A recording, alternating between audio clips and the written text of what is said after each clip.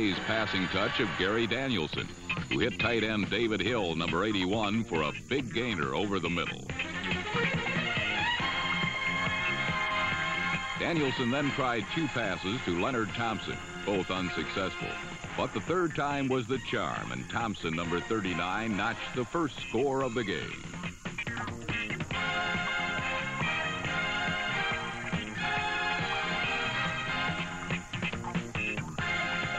Thompson has quickly become Danielson's favorite target. In the previous game against the Vikings, he caught 5 Danielson offerings for 160 yards and 2 touchdowns. This quick start against the Bucks indicated that Thompson was eager to do more of the same in this contest.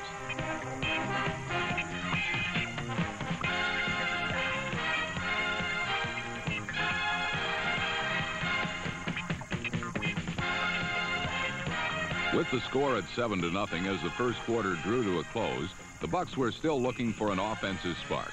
As the second period began, Tampa finally started to move the ball effectively. There were no big gains, but a consistent output of plays that kept the drive going. And it was running backs James Wilder and Melvin Carver picking up most of the yardage.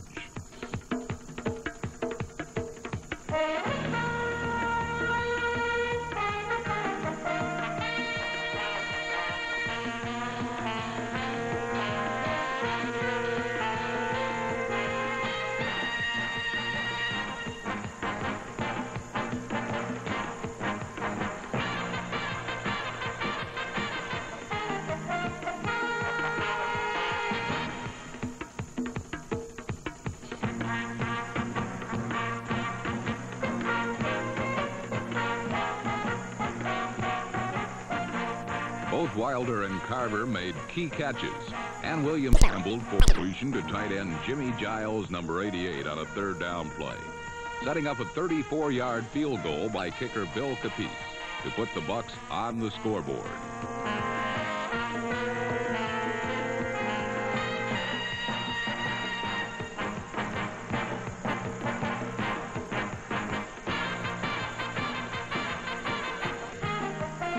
Tampa Bay had finally shown some life on offense, and the Lions were hoping to do the same in response.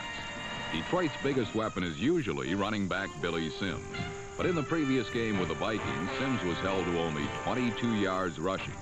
It was imperative for the Lions to get the ball to Billy in any way, shape, or form, and that's what they did on their very next drive.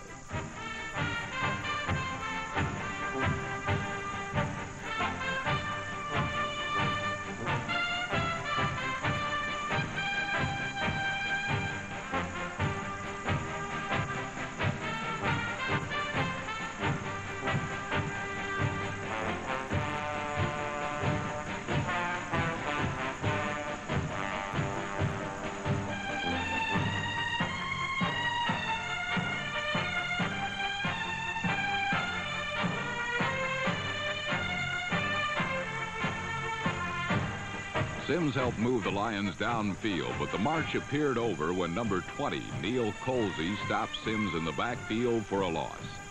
But Danielson answered back by finding a horizontal David Hill diving successfully past a tenacious pass defender.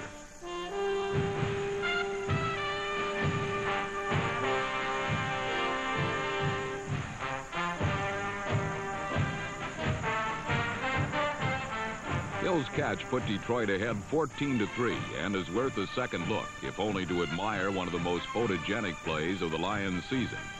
In some Detroit formations, Hill lines up as a fullback, but on this play, he looked like the most graceful of wide receivers.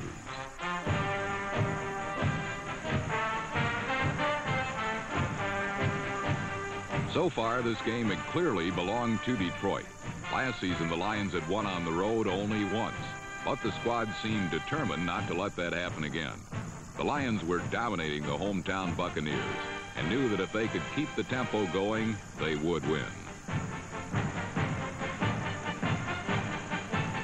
With 6 minutes to go in the half, the Bucs had the ball again, but found only limited success against a Lion defense that would not give up the big play.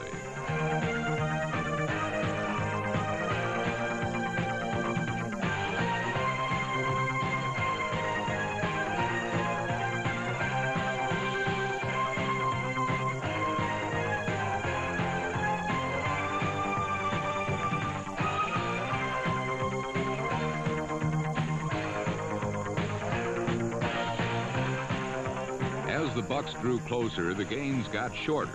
And after the Lions held on successive downs inside their own 11, Tampa Bay had to settle for a second field goal by Bill Capice.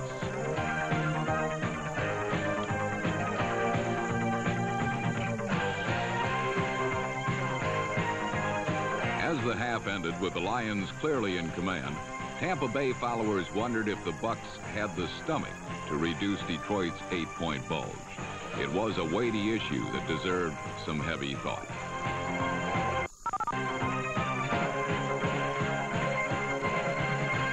A quick peek at the scoreboard revealed that the Detroit Lions carried a 14-6 lead into the third period, and that they had good reason to cast an eye toward a spot in the playoffs, but only if they could build that lead and sustain it.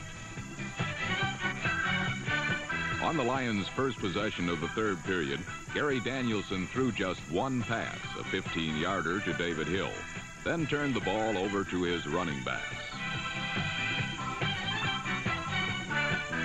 Billy Sims' 14 yards put the ball inside the Tampa Bay 35-yard line. And while Sims drew the most attention from Buck defenders, Horace King snuck through their secondary for another 25 yards.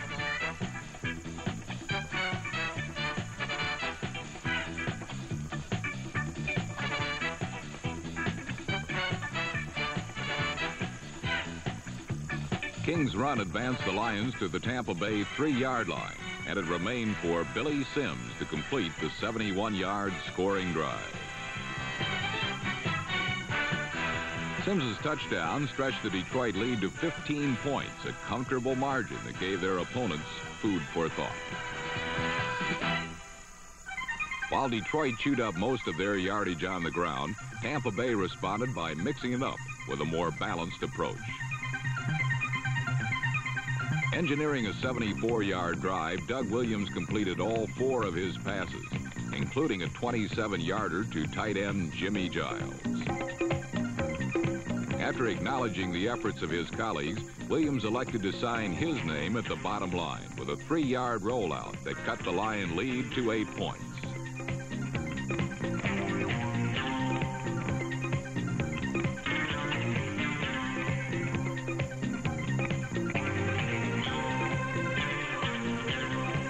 Traditionally, it has been their defense that has made the Buccaneers contenders in their good years.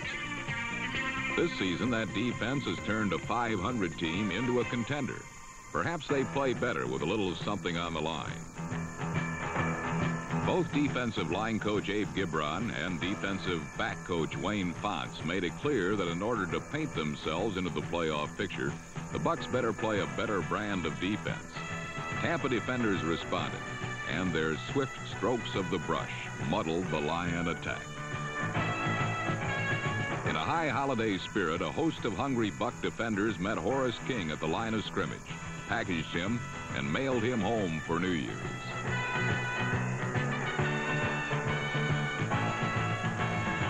Number 63 defensive end Leroy Selman did much of the wrapping himself, and his ribbon around Gary Danielson brought the Lions down to earth at their own 3-yard line.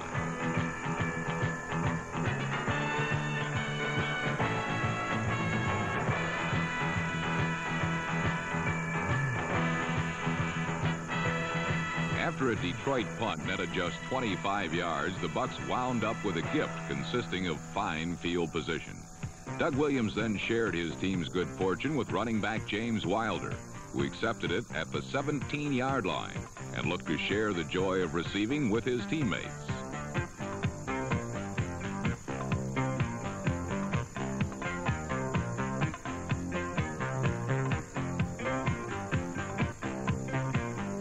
When the ball was ruled dead at the Lion 2, Doug Williams avoided the tarnished silver rush, took his time, and spotted James Owens at the end line of the end zone.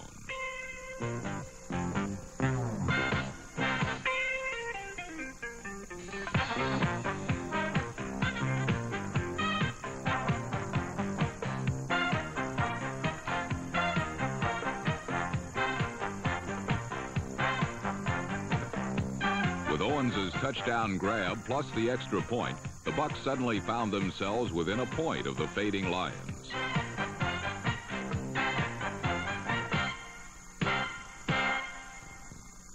With more than 12 minutes remaining in the fourth period, it was clear that neither team was prepared to break the game open.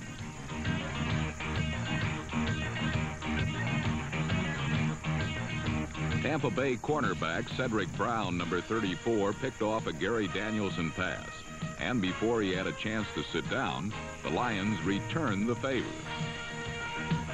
Linebacker Gary Cobb, number 53, coasted over to pick off a Doug Williams aerial at the 2-yard line. While Cobb appeared to have plenty of energy in the final period, the Lions' offense did not. The many hooks of the Tampa defense were taking their toll. Pinned up against their own goal line, the Lions went to Billy Sims to bail them out.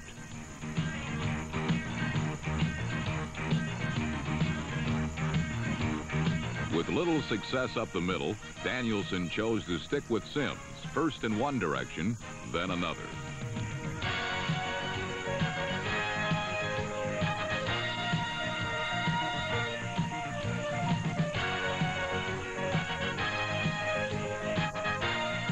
After trying to run it out left, right, and center, the end result was a mere 2 yards.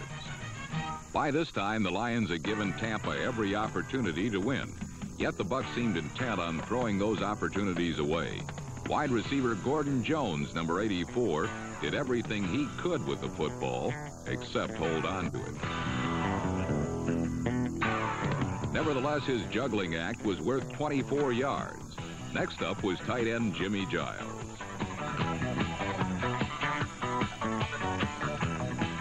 After rumbling for 22 yards, Giles became a victim of a disappearing ball act. But it was no act, as another look points out. Instead, it was some trickery on the part of the Lions secondary. Rookie linebacker Roosevelt Barnes reached in and stripped the ball from Giles's grasp. But the turnover didn't inspire the Lion offense. After 3 plays, they punted.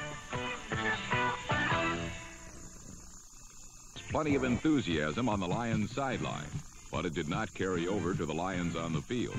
From their own 22-yard line, Tampa Bay began their final march. James Wilder added to his afternoon total of 7 catches and 73 yards. Then Doug Williams and his company of receivers headed for the sidelines, and the clock ticked a little slower.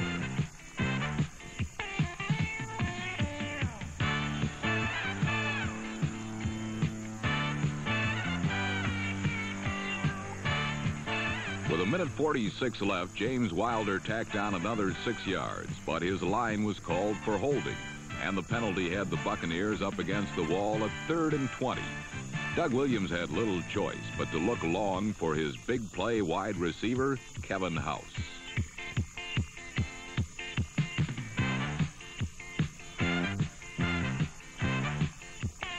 What looked to be the end of Tampa Bay's comeback drive proved to be just the opposite. It was ruled that Detroit cornerback Bobby Watkins, number 27, had been charged with pass interference. The penalty cost Watkins and the Lions 42 yards. A second look at the play reveals that it was a subtle infraction, almost undetectable from a distance.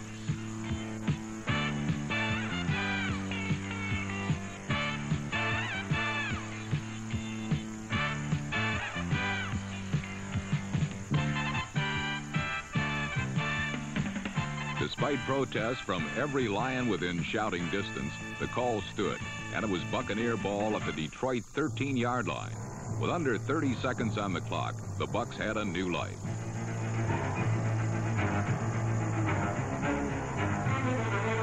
It became the responsibility of place kicker Bill Capice to make or break it for the Buccaneers.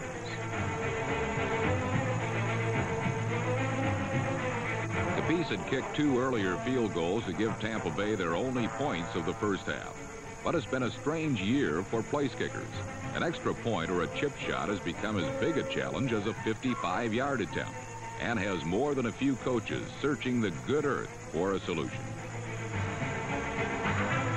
On the season, though, Capice is a perfect 12 for 12 on points after, and has hit 13 of 17 field goal attempts.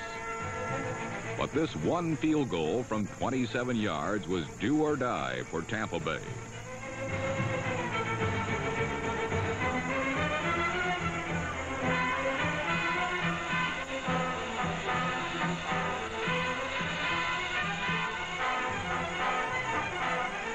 kick was good, and the second-year man from Florida State University in Tallahassee felt right at home in Tampa Stadium.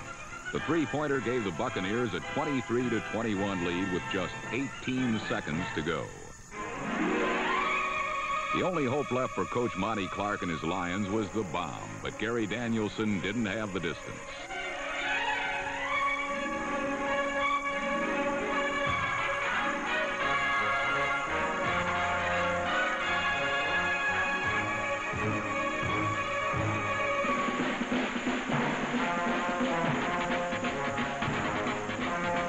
Cornerback Norris Thomas, number 41, recorded the interception that all but dashed the Lions' hopes for a playoff bid. The Lions fell to 3-5, while Tampa Bay moved up to 4-4. But the Lions are not out of the playoff chase, and the Buccaneers still must beat the Chicago Bears in their regular season finale to be assured of a spot in the championship tournament. Who can say what this week will bring? Let the game be played, then turn the results over to the NFL computer. Only then will we learn who stays home and who moves on.